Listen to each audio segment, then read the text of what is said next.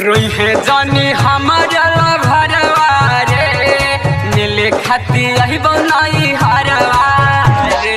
DJ Kanchan Raj, DJ Kanchan Raj, Alex music studio बोध गया, नीम चौक चौसीमा वैशाली।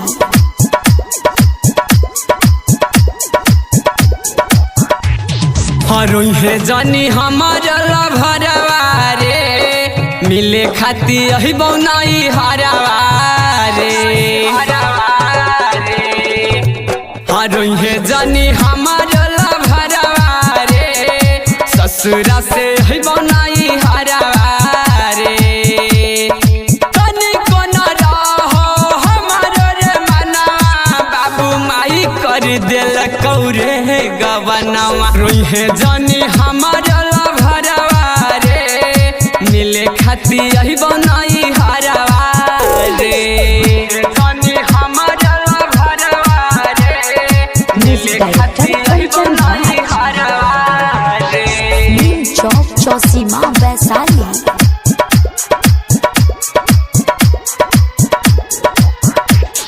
दूर होके तोरा से रहल नहीं जाई रतिया के से जिया पनिंदियो ना आई।